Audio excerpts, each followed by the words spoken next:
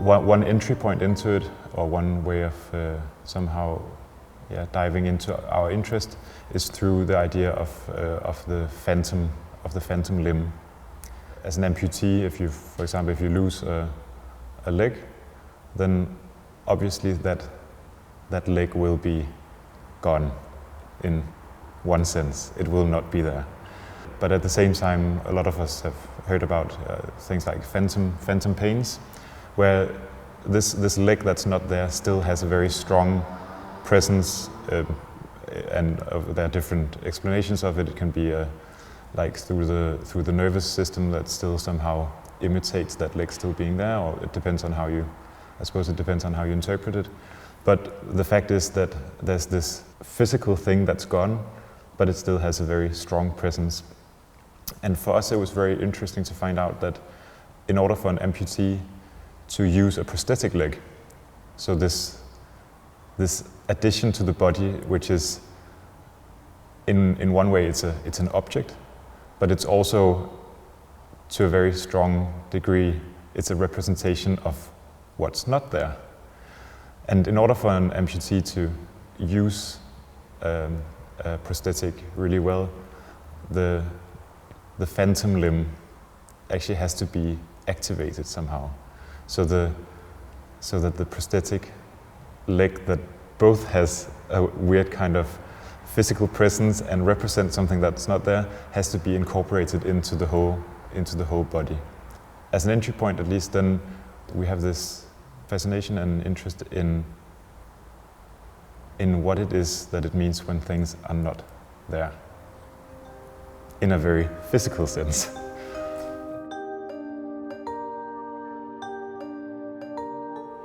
Well, one of the interests we had with making this Museum of Nothing is to look at the way that institutional identities tend to present themselves as wholes, as if they don't have gaps or inconsistencies. So the way in which a museum creates this notion that the collection is complete and that it's got a kind of self-evident quality to it. And we were really interested in looking at museums through exactly their gaps and inconsistencies, because in those places we both started to think that there was a lot revealed, and that it's at those moments when you start to understand how an institution works. So in this particular case with our Museum of Nothing here, we've been trying to use the kind of, we've adopted the kind of framing devices that institutions use.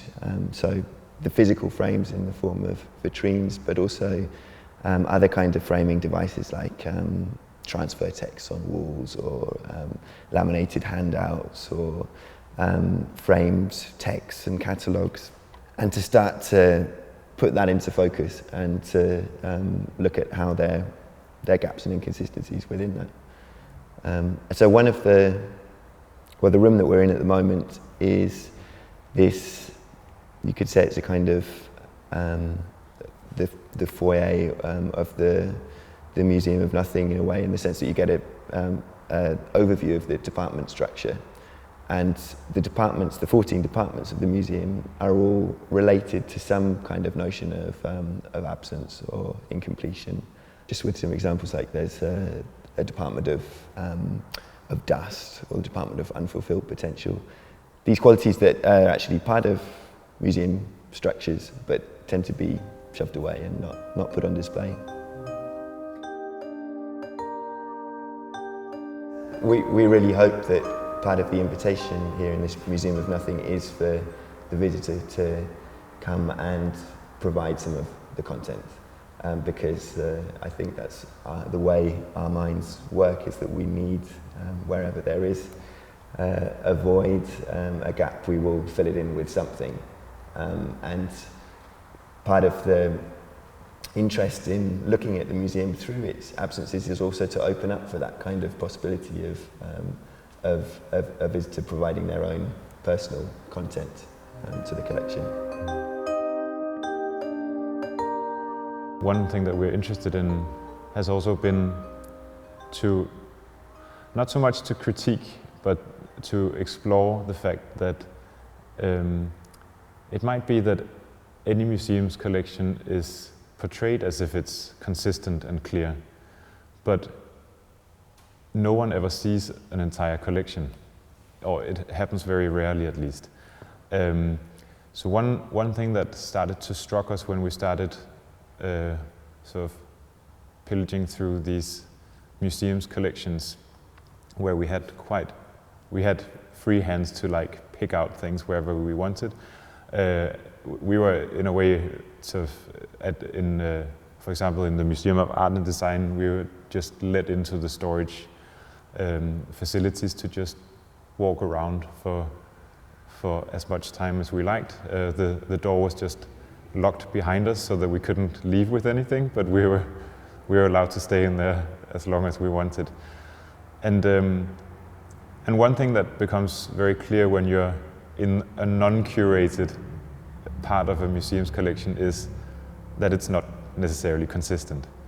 But of course it will always, to the outside world, most museums always try to portray it as if it has a complete sort of set of rules that are attached to it, or it makes sense. So to that, I suppose what we are really interested in is also how it is this thing of how institutions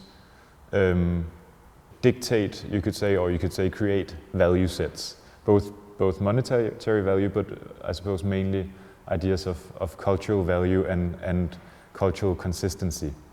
That's why we found it really interesting every time we walked around in these collections or storage facilities, that sometimes there would be something we really didn't understand, where we would really be like, we can't explain this.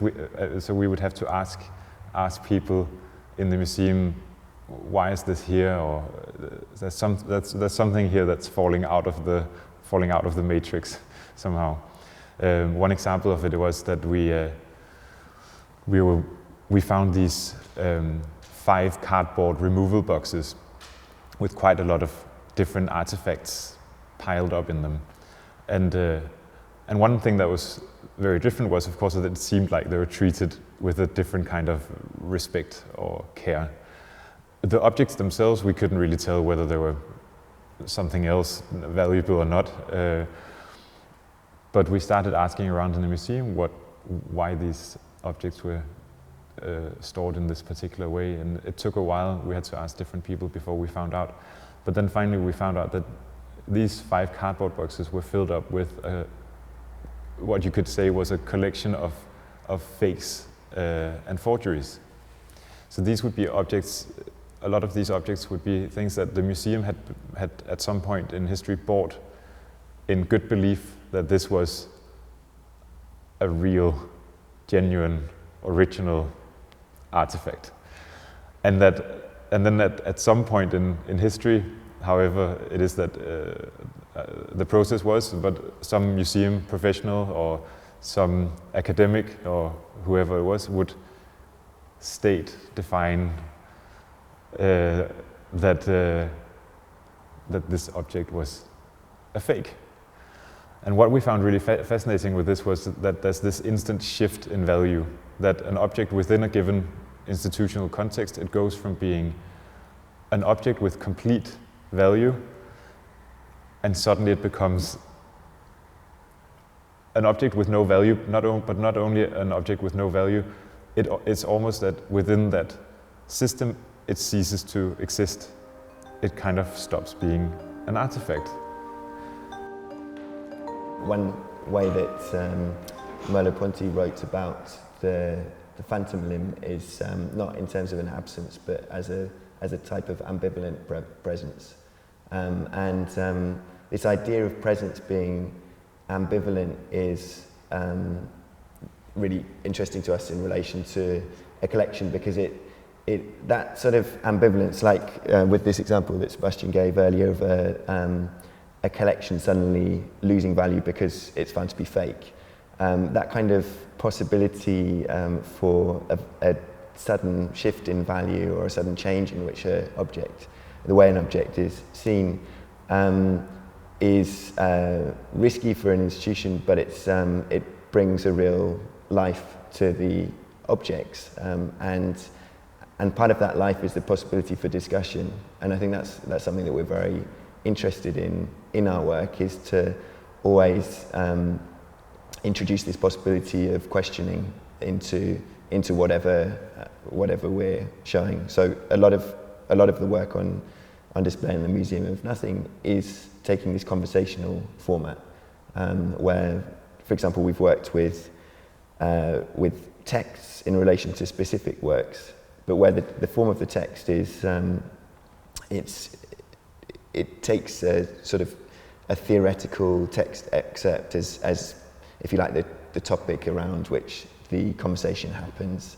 But then there are always these two different positions, or at least two different positions in a conversational format in the text, as well as different kinds of voices, like, for example, the sort of archivist voice of being very precise in describing the object in its quantifiable state. But that kind of possibility for introducing more objects into a museum context is something that we're interested in and experimenting with here. But Ben was talking about these texts that we work with in our work. They're not texts that are meant to explain the work. They're not different from the work. They're part of the work, but at the same time you can also take them away from the work and look at them as separate pieces of art.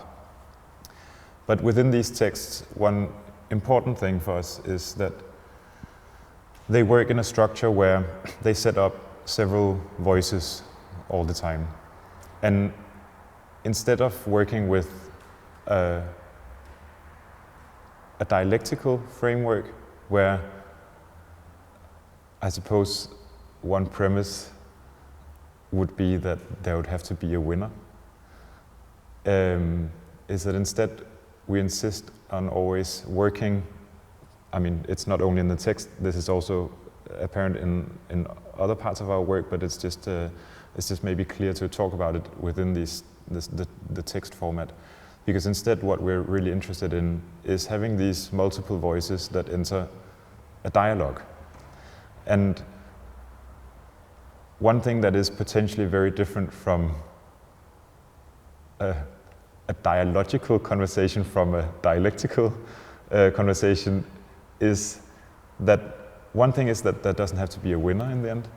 And another thing is that actually the part of the premise is that both parties enter the conversation in order to be changed.